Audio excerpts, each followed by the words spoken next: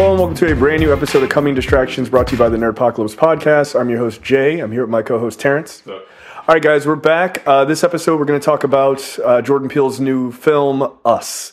So this obviously was written, produced, and directed by Jordan Peele, who is most famous now for doing Get Out a couple of years ago. This is his second movie ever. The level of anticipation for this movie was probably about as high as anything for I think a lot of people. After Get Out, right? Because Get Out is essentially a masterpiece. Yeah, like it just is. It just is. Yeah. So the premise of this movie is that there's a family, a mother, father, son, and daughter who go out to their summer home, and they end up coming across their doppelgangers who are sort of a twisted version of themselves. And so this film is starring Lupita Nyong'o, Winston Duke, and Elizabeth Moss, Tim Heidecker, and I don't have the name of the kids. If you Tim and Eric.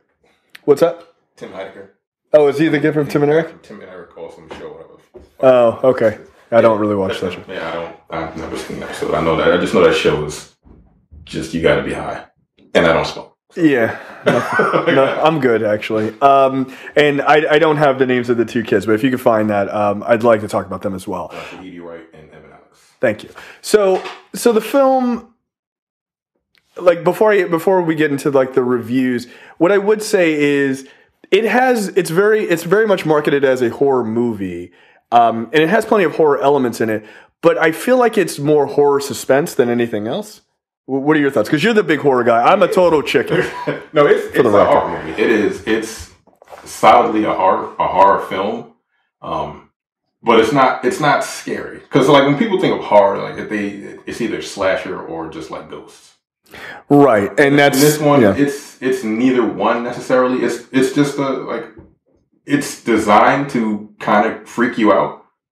It is. It's just creepy. It's mad creepy, but at the same time, there were elements of comedy which just really, really worked. Yeah, and I think that's where I think Peele's a balance from that is pretty good. What's the name of the show? Key and Peele. Right. So, like, I think his ability to balance that sort of, and the comedy isn't there a lot, but when he has moments, it's just like they super nail it. Right. It's like some horror movies, I can't really name any right now, but some horror movies are like horror comedy, and they feel like they're forced. Yeah. Like this is essentially almost kind of like a horror slash. It's like, I would say it's like 90% horror, like 10% comedy. Yeah, I think that's fair. Comedy really, it just works. It super works. It's just kind of like natural. Yeah. If you were putting in a situation like this for some type of levity, you need that. Well, go crazy. There are a couple of moments where like Winston Duke's character responds to things, and I'm like, that is exactly what I was said in that moment, right? I feel like Winston Duke is Jordan Peele. Yeah. You're probably like, it's probably what I would do. Yeah, I feel like that's probably true. So the film starts out, and again, we don't want to get too far in. We're not going to do spoilers because again, this is because it's a Jordan Peele movie. There is a lot to like be surprised about and things to dig into and stuff like that. Much like Get Out, but the general premise is when Lupita Nyong'o's character is a young girl, she walks away from her parents when they're at this. On Santa Cruz beach where they're at this like little carnival or whatever. And she ends up in this fun house, this mirrored fun house kind of thing. Right. And she sees a girl who looks exactly like her. Right. And that's where it cuts. And then we go into the modern time and then they go on a vacation. And then her parents are Black Manta and Stargirl. And it's kind of funny. Look, shout out to Jordan Peele. He does Starfire. And they do a really good job of picking all very dark-skinned people for this and stuff like that, which sits out. This is a black family. Like, it's not like a light-skinned family. Like, it's a black family. Yeah, he doesn't pull away from that, which I think is super interesting. And that's for his second movie, he's done that twice. And this is a horror movie, a black horror movie, which are rare. Those aren't things. Yeah, like they just aren't. Not anymore. Certainly not anymore. So maybe that's why. Well, you said someone in was it the New York Post-Time. Yeah, the New York Times. New York Times said this may be a little bit more daring than Get Out because this is essentially a black horror movie. Yeah. Like, it just is. Yeah, it is. And it doesn't shy away from that at all, which is really interesting. But yeah, so my overall take on the movie is it's excellent. And it proves that Jordan Peele is not a one-trick pony. It proves that he is not a one-hit wonder, but that, in fact, this guy has a vision. Yeah. And who the fuck knew that the guy from Key and Peele was actually really, really good at this? And I would argue, and this is not to slam him or anything else, but I think he's better at horror than he is at comedy. I really think he is. Because I never necessarily found Key and Peele that funny. Yeah, they have a couple skits I thought were okay. Like the NFL draft thing or whatever. Those are hilarious because it's just a bunch of dumb names. Right. Like some of the other stuff. And a lot of their stuff played on race. A lot of the comedy skits played on race because I think they're both biracial. They are both biracial, yeah. They make both married white women. I don't know. I know Peele is. He is. Yeah. I never found that show funny, but like he is a horror fan. He really is. He's a fan of horror and just the movies in general.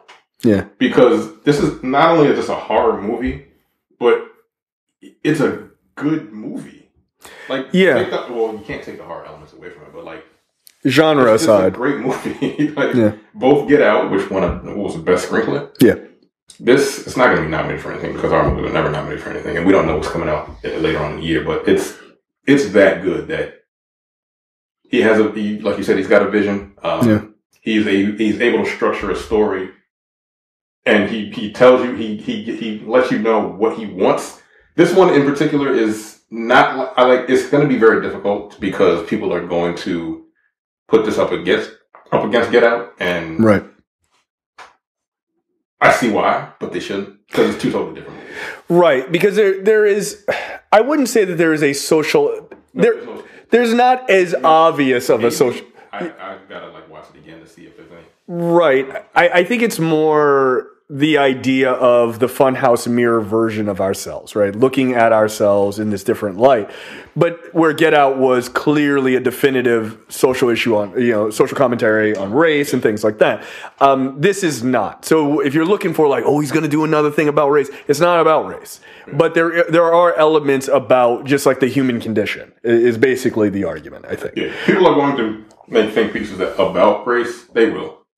But that's not going to look way deeper into it than they probably should because everyone does. Everybody on the platform now. Yeah. But that's fine. But it's not about race. Yeah.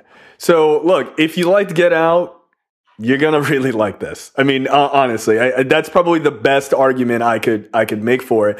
It's excellent. It really is.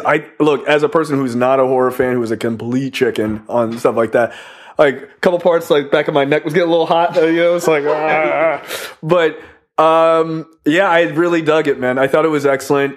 The writing is really good. The directing is really good. You and I talked about this, after seeing the movie. Like, there are some scenes that are just, you ever watch a movie and you go, that's going to be an iconic scene. Like you see it coming ahead of before anyone else sees it or before it blows up into this thing. Like there is a scene with Lupita Nyong'o that has not really been released. There's a sort of a similar image that's been released, but there is a scene where like that feels like a horror movie iconic moment. Like it just does.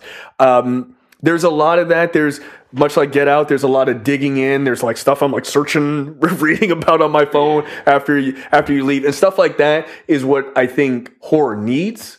Horror needs more these like deeper stories, right? That make you dig in and like, because that was the thing with Get Out. It made it popular is people were like looking for like, what does this mean? And symbolism and stuff like that. And I think this movie in that same regard has that feel. Maybe not as many of those things. It took him like 8 years to write Get Out. Right. So he was just nailing everything. The scene was crafted. He wanted you to, there was something in like almost every scene. Right. So this one doesn't quite have that, but there are things that you're going to want to dig into and really research. So for me, it's a 5 out of 5 without a shadow of a doubt. And as a non-horror fan, that's a big deal. And I will absolutely see it again. Yeah, I'm definitely going to see it again. You said 5? Goddamn. Yeah, no, I really liked it. And now maybe when I see it again, maybe it's a 4.5, but no, it's a 4.5 for me. Yeah. Because while I love the ending, it's one of those endings that leaves more questions than answers. Yeah. See, I don't mind stuff like that. And like, I don't need it tied up into a little bow, but I'm like, but why? That's kind of my thing at the end. Like, okay. Yeah. But the ending is dope. Like, look, just go see it. It's really good. All right. Well, there you go. 4.5 out of 5 and a 5 out of 5 for us. So check that out. It'll be in theaters this weekend. And we'll see you guys next time. Take it easy. Bye. You're watching the Nerdpocalypse YouTube channel. Make sure you click that button to subscribe and check out our weekly podcast where we talk about movie, TV, news, tech, and weird stories from around the internet.